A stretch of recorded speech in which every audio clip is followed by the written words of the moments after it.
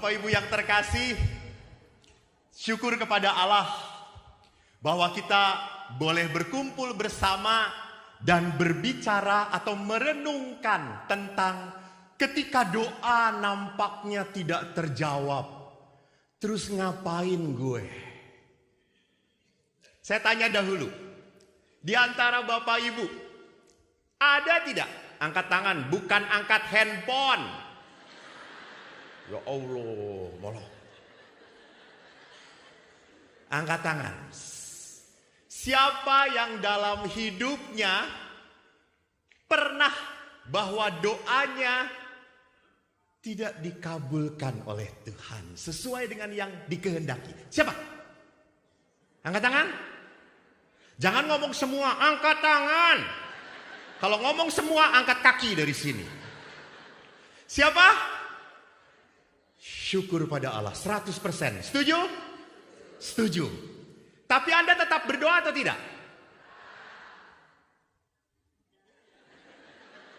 Saya ulangi pertanyaannya, ini sadar atau enggak ya? Siapa di antara Anda yang selama hidup Anda, dalam doa Anda pernah merasakan bahwa doanya tidak dikabulkan oleh Tuhan sesuai dengan yang saya mau? Angkat tangan! 100%. Tapi Anda tetap berdoa. Syukur kepada Allah. Karena apa? Ada juga orang-orang yang ngambek, malas berdoa. Ngapain? Sudah minta capek-capek. Bukan hanya berbisik, Romo, berisik saya pada Tuhan. Kalau janda itu menggedor, saya bukan hanya menggedor, saya mendobrak pintu surga. Dan tetap tidak dikabulkan.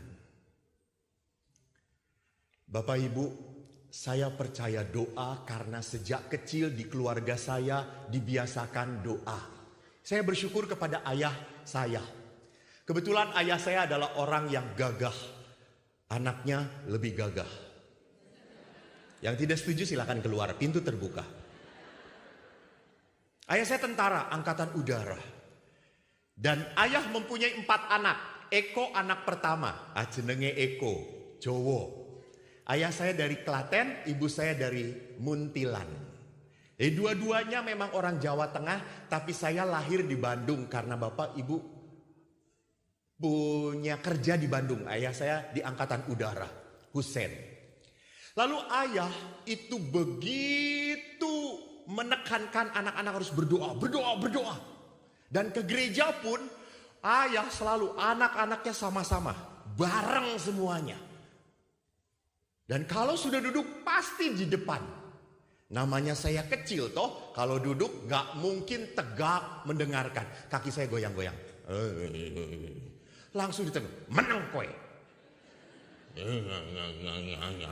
Menang kowe. Gak ngerti Romone ngomong apa. Wes rungoki wae. Podo aku ya ora ngerti. Jadi walaupun ayah banyak tidak mengerti khotbah pastor apa, tetapi tetap ke gereja. Itu iman yang setia. Itu iman yang berkenan pada Tuhan. Siapa yang ke gereja sukacita? Dan ada. Semua ke gereja. Neng dibu gereja itu semua. Tapi coba setelah ke gereja, semua sukacita. Yamca. Yamca.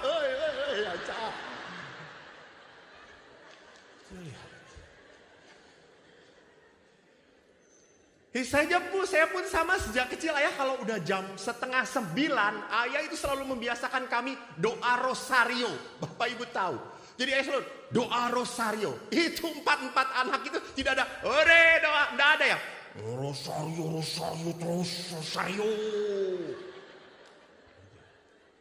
Tidak ada yang senang. Lalu kalau udah duduk berdoa, itulah kami. Namanya anak kecil toh, ingin cepat-cepat selesai kalau doa. Jadi kalau udah salam Maria bagian saya selalu salam Maria penuh rahmat Tuhan sertamu, terpujilah engkau di antara wanita dan terpujilah buah tubuhmu. Lalu adik saya jawab, Santa Maria Bunda Allah, doakanlah kami yang berdosa ini. Gantian salam Maria penuh rahmat Tuhan sertamu. Kita jengkel kalau udah bagian ayah. Karena ayah itu sangat mencintai Bunda Maria. Dan ayah berdoa menutup mata saudara-saudara. Mungkin dia membayangkan wanita. Ya pasti nama Maria, jenenge Maria apa ya. Lalu ayah selalu, salam Maria, penuh rahmat. Tuh, kita tuh anak, cepet. Jadi buah tubuh, kalau udah sampai buah tubuhmu Yesus, kita langsung Santa Maria Bunda Allah doakanlah kamu. Jadi apa yang saya maksudkan, doa memang seperti sesuatu yang berat bagi kita. Gak otomatis, maka harus dibiasakan, harus didisiplinkan. Maka saking disiplinnya, kami pun sama setiap malam kalau keluarga itu selalu makan bersama. Malam, kalau pagi tidak bisa. Karena pagi sekolah, siang pulangnya tidak sama-sama. Tapi kalau udah malam, selalu mengatakan makan sama. Dan kami itu keluarga sejahtera. Jadi setiap makan selalu sayurnya bayam. Maka sekarang saya asam urat. Bendino bayam gitu. Dan bapak mengatakan bayam enak le sehat. Kurang pengetahuan tentang kesehatan. Dan di samping bayam ibu selalu ngasih tempe. Setia tempe menemani kami. Maka kalau makan kita sudah tempe gitu. Maka suatu malam kita doa makan. Tiba-tiba adik saya yang bungsu perempuan dia bro.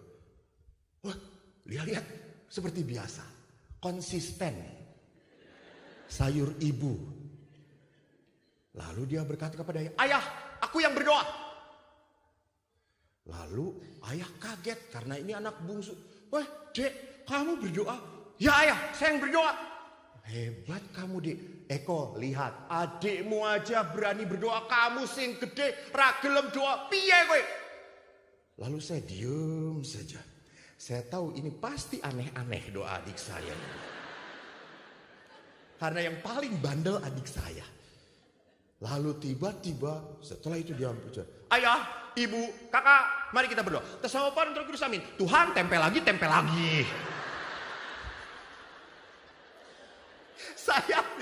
Saya sudah ngampet mau tertawa. Lalu saya lihat ayah. Dan adik langsung merubah doanya.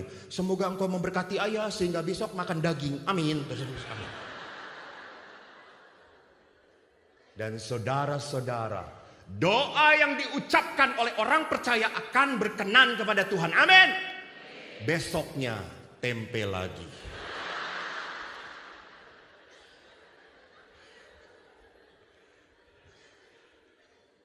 Jadi bapak ibu yang terkasih, rupanya doa itu tidak simpel. Tidak mudah.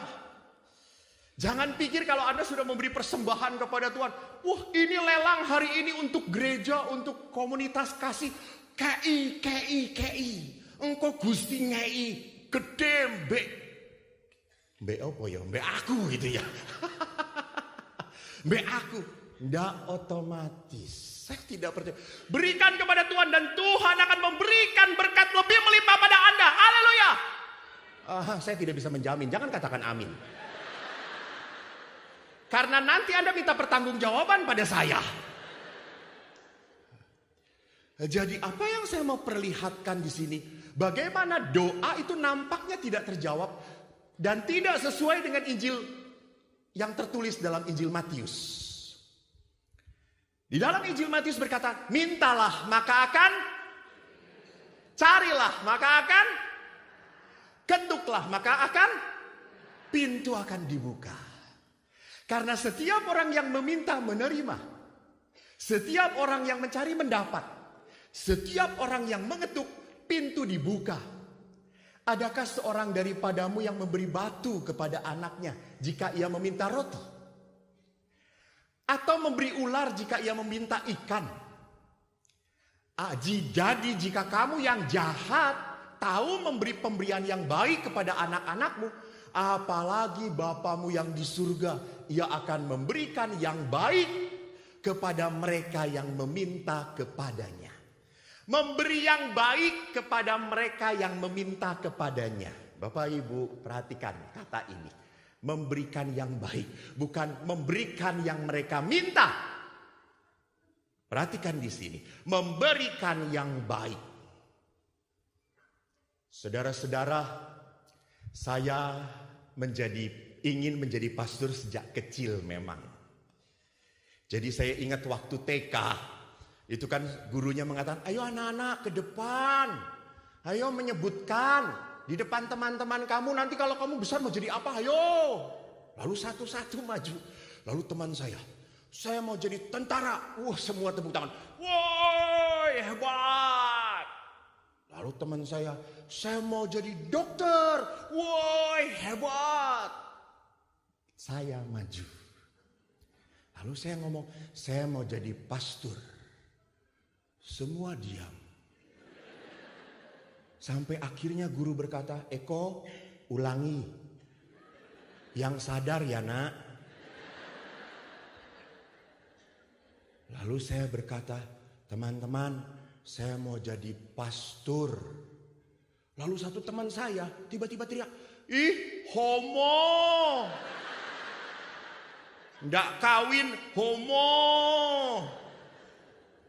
Setelah saya jadi pastor, teman itu saya cari.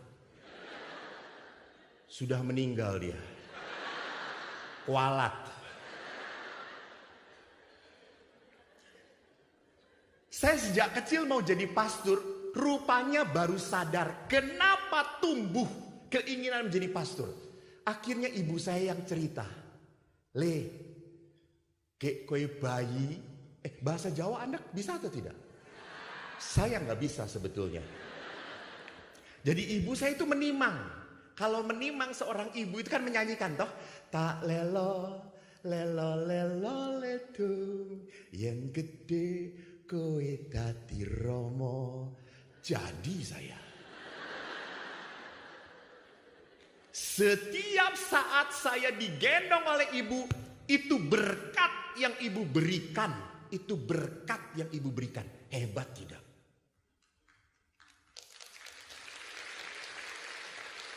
Jadi ibu-ibu sekarang menyedihkan. Karena ibu-ibu sekarang sudah jarang menggendong bayinya. Siapa? Susternya. Dan susternya memberi berkat apa? Nyonya repot nih, anak ini selalu nangis nyonya. Menyebalkan nyonya, ini berkatnya, lihat.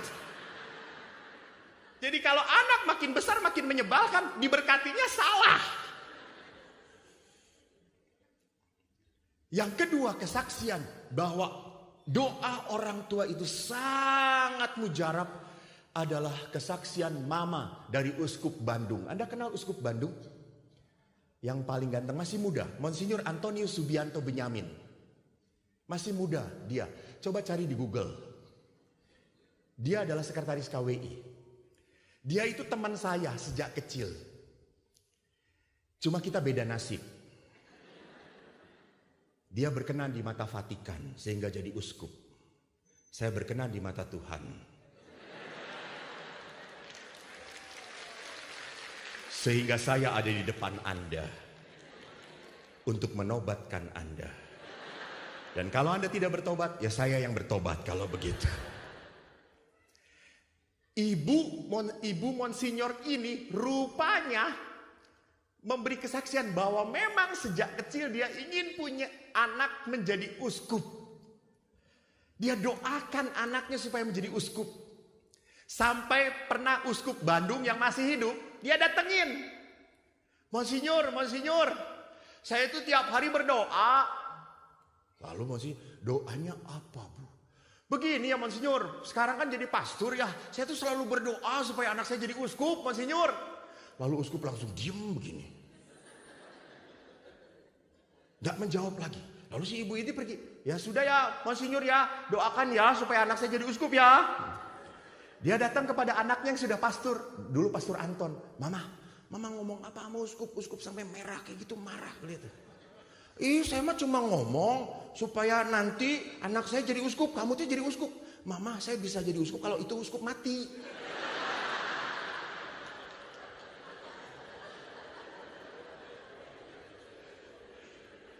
Oh gitu? Iya. Jadi saking polosnya ibu. Tapi apa yang mau saya katakan? Ibu itu seperti apapun walaupun disakiti, tapi tetap memberikan doa untuk anak-anaknya. Jadi ini doa yang paling mujarab. Maka dalam kitab Amsal dikatakan, bila engkau ingin sejahtera hidupmu, apa yang harus kamu lakukan? Hormati orang tuamu. Bahkan di dalam 10 perintah Allah pun dikatakan demikian. Hormati orang tuamu. Berapa di sini yang sudah lama tidak pernah mendoakan orang tuanya yang sudah meninggal? Berapa di sini yang tidak menyapa lagi orang tua? Ah, repot, Romo. Selalu campur tangan. Siapa yang paling dimusuhi oleh keluarga-keluarga muda kalau bukan mertua? Maka pernah seorang bapak ibu berkata, Romo tahu tidak, pasangan yang paling bahagia adalah Adam dan Hawa. Kenapa? Karena mereka tidak punya mertua. Comel Romo. Jangan tepuk tangan, dosa itu.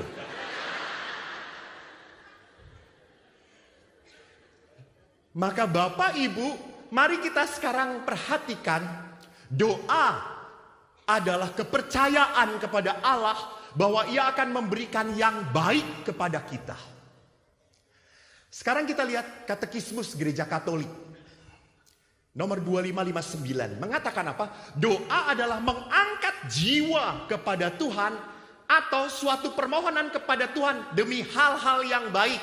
Jadi sama toh. Jadi tadi di dalam Injil Matius, aku akan memberikan hal yang baik. Dalam Katekismus pun sama, bahwa kita berdoa untuk hal-hal yang baik, betul. Gak mungkin orang berdoa, Tuhan, semoga nanti pulang di sini saya celaka, Tuhan. Masuk rumah sakit sehingga orang-orang ngunjungin saya. Sakit orang itu. Jadi orang selalu berdoa untuk hal yang baik, betul. Tapi pertanyaannya, yang baik menurut siapa? Kalau baik menurut manusia itu selalu sukses, sehat, lancar, tidak banyak masalah, tidak ada godaan roh jahat. Betul? Itu sukses manusia. Itu baiknya manusia. Tapi baiknya menurut Tuhan belum tentu seperti itu. Tolong Bapak Ibu ingat, Tuhan ada bukan untuk menyenangkan manusia. Ingat itu. Jadi Tuhan itu ada dalam hidup kita bukan untuk menyenangkan saya. Tidak. Terbalik. Allah menciptakan manusia supaya menjadi alat di tangan Tuhan. Jadi bukan Allah menciptakan manusia supaya manusia memperalat Tuhan. Halo? Tidak. Karena Tuhan kalau mendengarkan semua doa, pening. You know pening? Jadi perhatikan, saya itu harus sadar bahwa Tuhan menciptakan manusia untuk Tuhan, bukan Tuhan untuk saya. Untuk memuaskan saya, untuk menyenangkan saya. Tidak. Di sini lihat, demi hal yang baik itu menurut Tuhan. Dan kita harus sadar, dari mana kita berbicara kalau kita berdoa. Kalau kita meminta hal yang baik, dari tempat mana kita berdoa? Apakah kita dari kesombongan? Kita lebih tahu hidup kita daripada Tuhan. Tolong. Maka saya suka sedih kalau ada orang tua yang ngatur-ngatur anaknya. Karena kalau sudah kles, larinya kepada siapa? Pastor. Dalam keluarga itu aneh. Keluarga bermasalah, lari ke pastor. Keluarga enak, gak ngajak pastor. Pernah suatu saat istri si ibu marah dengan anaknya. Anaknya pinter. Anaknya itu saking pinternya, dia mau masuk, kebetulan banyak di sini lukisan, seni rupa ITB. Dan ibunya ingin dia masuk ke kedokteran Unpad. Itu ngotot terus, kamu harus masuk ke kedokteran. Dokter itu, nak, kamu pinter, nanti kamu laku. Saya ingin jadi seni rupawan, saya suka ngelukis. Halah, harap dadi opo kowe. Nanti kalau besar kamu ngelukis jalan raya kaya ngono. Di Indonesia itu belum jelas. Nggak, pokoknya saya mau ini. Lalu akhirnya datanglah kepada saya bertiga dengan suaminya. Baru datang ibu dengan anak ini langsung debat. Anaknya perempuan, rame. Dan saya lucu lihat bapaknya. Lalu saya tanya, lah pendapat bapak bagaimana? Itu lucu pendapat bapak. Ya bagaimana Tuhan saja. Terus saya tanya, bapak pernah tanya Tuhan? Belum. Lalu akhirnya saya ngomong begitu. Setelah saya capek ngomong, apa yang terjadi? Ibunya ngotot, anaknya ngotot. Akhirnya saya bingung. Terus saya berkata apa? Yuk kita berdoa. Kebetulan di rumah retret saya itu ada ruang doa di bawah tanah. Dan di situ ada Yesus yang tanpa tangan. Dan di bawah tertulis, kamulah tanganku. Lalu ada tabernakel. Kita berdoa. Terus saya berkata, Tuhan, saya bingung. Di dalam hati gak ngomong. Ibunya keras kepala, anaknya keras kepala, ibunya lebih keras lagi Tuhan. Silahkan Tuhan, apapun yang kau kehendaki, tunjukkan pada mereka. Lalu saya hanya puji-pujian, hanya bernyanyi. Sampai akhirnya satu titik saya berkata, lembutkan hati mereka Tuhan. Setelah selesai doa, kurang lebih 1/4 jam, tidak lama. Setelah itu, saya sukacita karena wajah ibunya mulai tersenyum. Wajah anaknya mulai tersenyum. Wah, mantap. Tuhan memang dahsyat, you know. Lalu kita duduk lagi. Bagaimana? Nah, Romo, setelah saya berdoa, Romo, si anaknya. Saya nanti kalau lulus SMA tetap mau masuk seni rupa ITB, Romo. Senyum saya yang tadinya lebar turun sedikit. Lalu saya pada ibu. Ibu, bagaimana dengan ibu, Bu? Ibu sudah mendengar tadi dari doa anak dan anak langsung ngomong begini. Ibu bagaimana? Romo, setelah saya berdoa dan merenungkan diri saya, merenungkan anak saya mengikuti kehendak Tuhan. Saya ingin anak saya menjadi dokter, Romo.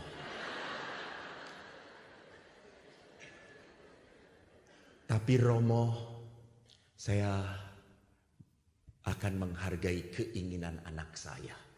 Kalau itu menjadi hal yang membahagiakan dia, ya biarlah terjadilah. Jadi ibu lihat, keinginan dia tidak berubah. Benar atau tidak? Keinginan dia, tapi hati dia sudah mulai lembut. Itu yang penting. Keinginan saya itu tidak memberikan sesi di sini. Keinginan saya ke Surabaya ini rekreasi. Saya ke Surabaya dari tanggal 12 sampai 15 ini memberi 4 sesi. Apa ndak mencret aku ini? Semua berpikir saya ini hebat. Aku ki sopo, wong ireng ini jen. Peteng nih gitu ya.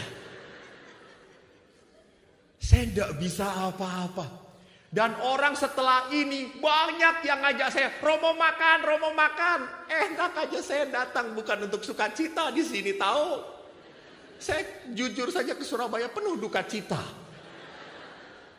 Tapi akhirnya kalau Tuhan, kalau engkau mau saya mewartakan untuk orang Surabaya, ya sudah terjadilah. You know, lihat wajah saya. Keinginan saya rekreasi, hati saya hadir untuk mencintai Anda.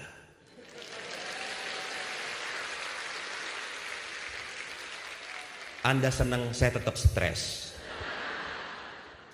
Jadi perhatikan di sini bahwa doa itu bukan dari kesombongan, tetapi doa itu harus dari sikap kerendahan hati.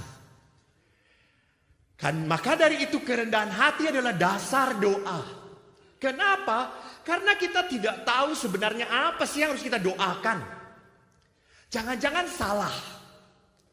Jangan-jangan pada saat saya minta ini malah mencelakakan dia. Saya minta itu malah membuat dia menderita. Jadi perhatikan, kita itu hanya taunya sebatas pemikiran kita. Dan pikiran kita tuh pendek. Sedangkan Tuhan Allah memikirkan semesta. Tidak hanya ibu yang dipikirkan, tapi Tuhan juga memikirkan suami ibu. Tuhan pun memikirkan anak-anak ibu. Dan Tuhan pun memikirkan masa depan ibu. Keselamatan ibu. Jadi doa kita seringkalinya untuk diri sendiri. Jadi tadi doa. Saya kan sekarang tugas di tebing tinggi. Lalu saya bukan Bukit Tinggi ya. Kalau Bukit Tinggi itu Padang. Saya baru bertugas dari tahun lalu. Dan saya ditipu. Kenapa? Saya datang ke tebing tinggi, tidak ada tebing sama sekali. Semua datar dan panas sekali. Saya biasa tinggal di rumah retret di pegunungan dekat Lembang, sejuk sekali. Dan saya suka olahraga. Jadi di tebing tinggi tidak ada olahraga lagi. Karena duduk saja sudah keringetan. Lalu waktu saya di paroki, kami punya stasi 52 stasi. Kami harus naik motor ke beberapa tempat karena jalannya harus melalui hutan-hutan sawit. Sawit atau karet. Di suatu saat saya itu datang ke stasi.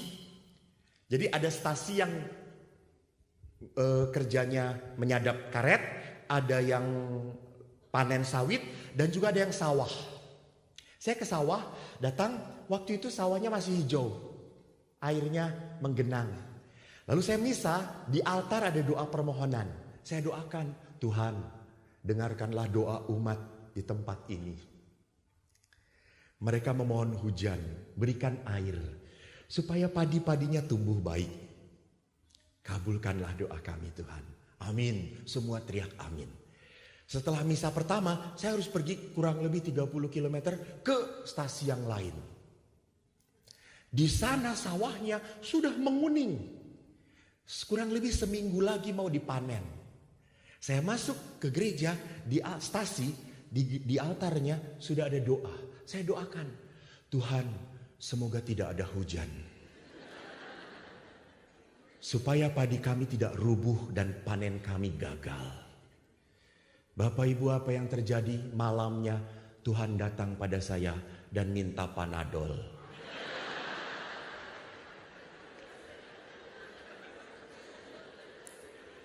Jadi saya yakin di sini banyak romo saudara-saudara, banyak suster. Kalau romo-romo di sini bisa menghadirkan Tuhan di sini Surabaya, lalu Anda diberi kesempatan untuk memohon kepada Tuhan, saya yakin 100% besok Tuhan gantung diri. Awang 2000 yang datang permohonannya 10.000. Jadi lihat, doa kita selalu mengarah pada siapa? Gue. Untuk saya. Dan mari kita lihat di sini. Di situ kita tidak rendah hati. Aduh, ingin kenapa maju?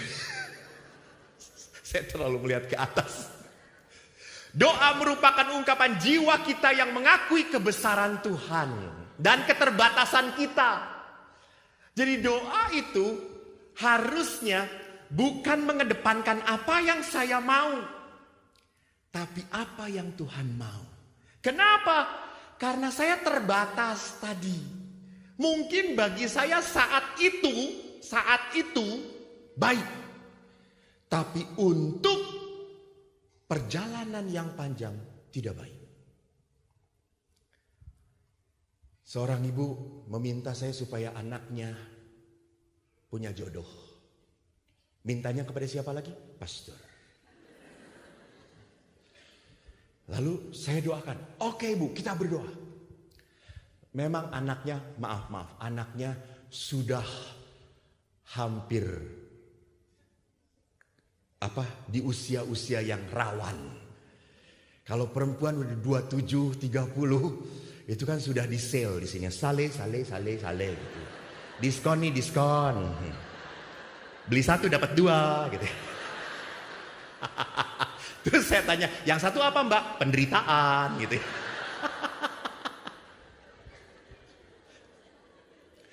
Lalu akhirnya dia datang kepada saya setelah saya doakan. Dia datang, hai syukur kepada Allah, akhirnya doa. Dan mamanya senang. Doanya dikabulkan. Lalu datang, Pastor,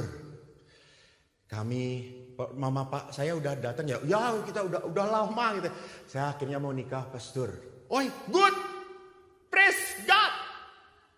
Terus saya tanya, gimana suami kamu? Dia cerita. Lalu kan saya namanya pastor harus menyelidiki. Menyelidiki yang harus diselidiki.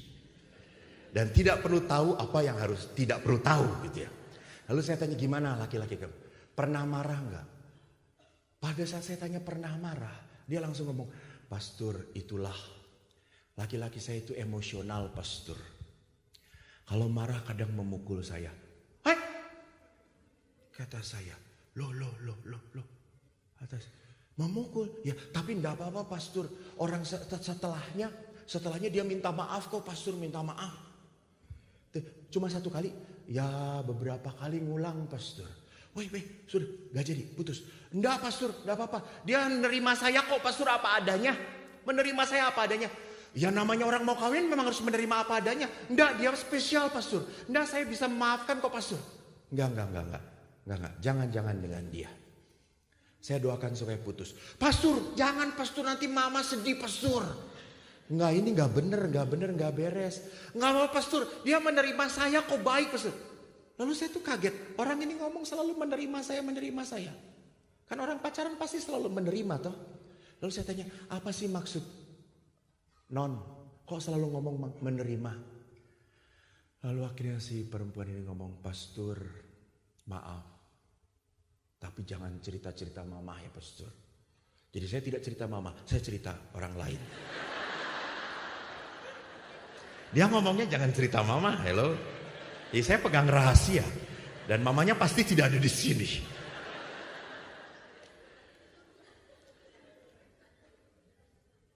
Saya sudah tidak gadis lagi Pastor. Saya pernah berhubungan dengan pacar saya pertama. Dan pacar saya setelah kami pacaran pergi meninggalkan saya.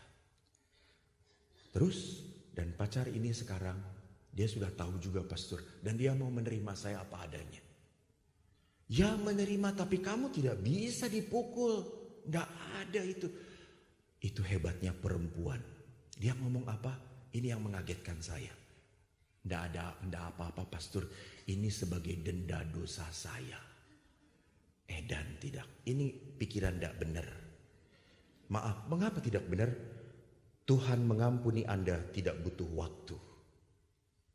Sekejap saja Tuhan bisa mengampuni. Tapi yang paling sulit adalah apa? Saya mengampuni diri saya sendiri. Betul atau tidak? Tuhan mengampuni, selesai. Tapi saya harus menerima, saya sudah tidak gadis lagi. Itu berat bagi dia. Terus saya mengatakan, dah, putus. Pastor berdoa bagi kamu. Dan dia akhirnya nangis. Dan dia putus. Mamanya datang. Anda tahu. Karena setelah konsultasi putus. Anda tahu matanya itu hampir keluar saudara-saudara. Saya dimarahin habis-habisan. Ini Romo macam apa? Gitu saya. Ya macam gini, gitu saya itu. Semua apa lagi gitu saya. Saya tidak mau cerita karena tadi toh janji saya tidak akan cerita mama kamu kecuali kepada yang lain. Toh Anda juga tidak kenal dia. Lalu apa arti akhirnya? Mamanya jauh daripada saya. Tapi anak ini masih kontak kepada saya. Setahun masih belum dapat jodoh. Dia datang pada saya, Romo sudah berdoa belum? Saya nggak dapat. Waktu itu saya masih muda. Saya berkata, jangan-jangan gua gantiin juga nih.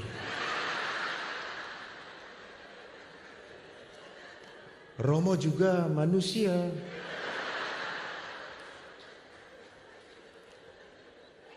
Tapi setelah melihat wanitanya, puhau isi Allah, puhau.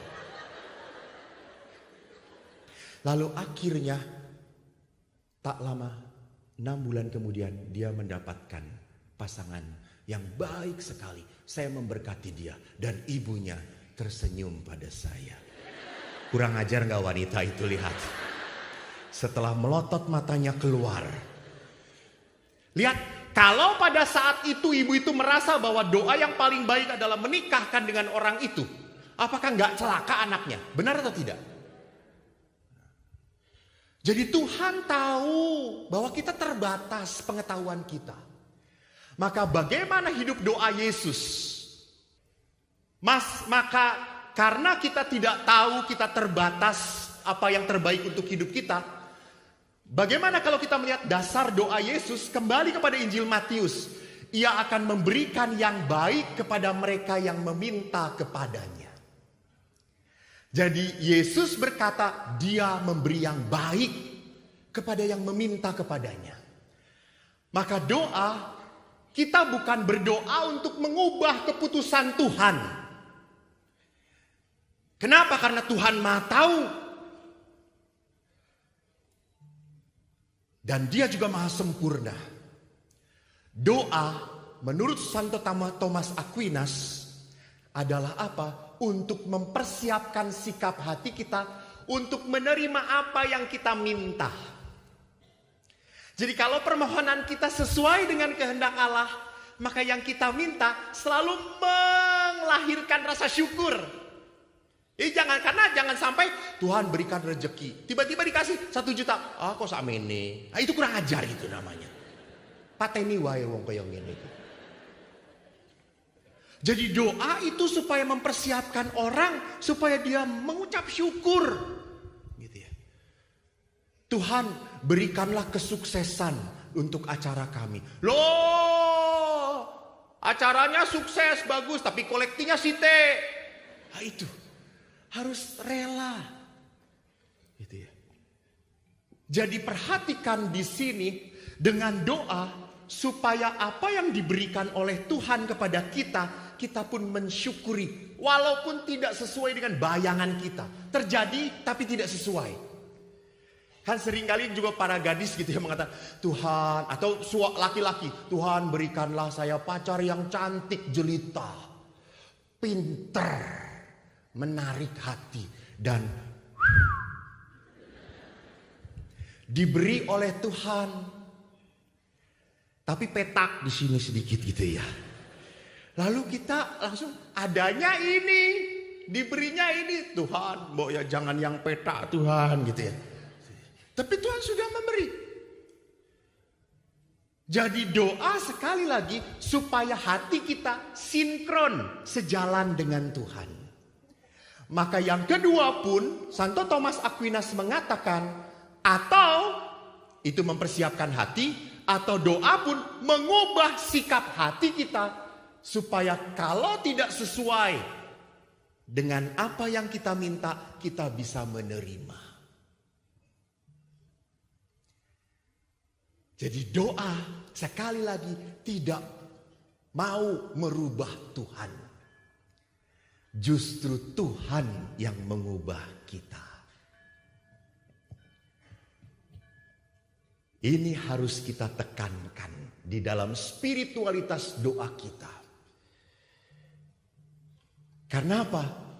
Karena kita sekali lagi harus sadar. Anda lihat sebuah lagu judul bagus banget. Siapakah aku ini Tuhan? Jadi biji matamu, dengan apa kan ku balas Tuhan selain puji dan sembah Kau. Kita tuh jadi apa? Biji mata. Ada orang yang iseng nyulek matane? Nggak ada. Orang menjaga matanya sendiri. Kalau kita menjadi biji mata Tuhan, artinya apa? Kita dijaga, sungguh dijaga oleh Tuhan. Maka kalau kita tahu seperti itu, berarti apa? Tuhan akan menjaga kita. Disitulah mengapa doa-doa itu harus mengubah sikap hati kita. Maka Tuhan mengubah hati di dalam doa. Santo Thomas Aquinas berkata, dalam doa akal budi dan keinginan harus bekerja sama untuk menerima dan mengalami kehadiran Tuhan. Itu doa. Tapi masalahnya dalam doa seringkali tubuhnya di gereja, pikirannya kemana-mana. Bahkan kalau lihat pastornya khotbah, pura-pura mendengarkan, padahal dia ngomong sendiri. Setelah ini kemana kita? Maunya kemana? Ke restoran itu. Ojo ning kono. Mahal. Ya ora apa-apa sih to yo. Wes sing bayar sapa? Tubuhnya ada di gereja, pikirannya tidak ada di gereja, apalagi hatinya. Maka saya seringkali mengatakan, orang-orang Katolik itu seringkali mens sana in corpore sini. Jiwanya di restoran, tubuhnya di gereja. Itulah doa jadi tidak menyatukan. Hati-hati, Thomas Aquinas berkata, jiwa dan hati harus berada di hadirat Tuhan waktu kita berdoa. Oleh karena itu, jadi jika hati kita jauh dari Tuhan, maka kata-kata menjadi percuma. Maka orang berdoa, kalau cuma ngomong, Yesus berkata jangan bertele-tele. Kenapa? Karena dia tidak melibatkan hati. Maka doa yang begitu sederhana dari Bunda Maria adalah apa? Sebentar, ini kita Katolik atau bukan? Aku jadi bingung ini. Doa sederhana dari Bunda Maria yang selalu diucapkan itu apa sih? Jangan ngomong itu dulu. Bunda Maria tahu diri. Dia ngomong apa? Coba angkat tangan. Saya beri salib dari Roma. Bapak duluan. Tepuk tangan untuk Bapak ini. Terima kasih Pak. Nanti salibnya saya kasih. Waktu kita bertemu di surga. Ndak nanti langsung. Aku orang ngapusi. Betul Pak. Saya senang apa? Aku ini hamba Tuhan. Aku ini hamba Tuhan. Itu yang pentingnya. Jangan ngomong terjadilah padaku dulu. Enggak. Saya menempatkan diri di depan Tuhan. Sapa? Aku ini hambamu Tuhan. Kenapa kalau itu dipotong hanya ngomong terjadilah padaku menurut perkataan. Saya juga Tuhan sebetulnya sih itu ya. Itu. Tidak. Maria tahu aku ini hamba Tuhan. Jadi dia nerima. Wong namanya hamba. Kalau tuannya mau seperti apapun. Nerimo ing pandum bahasa Jermannya. You know? You don't know? Apalagi gue. Jadi dia menerima dengan penuh kerendahan hati. Bukan menerima dengan kemarahan. Karena ada orang yang menerima kehendak Tuhan dengan kemarahan. Betul atau tidak? Ya sudahlah, terjadilah padaku menurut kehendakmu. Tahu gak menyakitkan Tuhan ini tuh? Ini. Jadi Bunda Maria membuat sebuah doa yang tidak banyak kata-kata. Tapi dia sungguh menempatkan dirinya di depan Tuhan. Maka di dalam Katekismus mengatakan hanya berpikir tentang Tuhan tidak cukup. Kita harus memberikan hati kepada Tuhan di dalam doa kita. Nah Bapak Ibu, seperti apa isi hati kita? Jadi kalau isi hati kita isinya cuma kurang, maka orang ini tidak akan pernah bisa bersyukur. Betul atau tidak? Ya.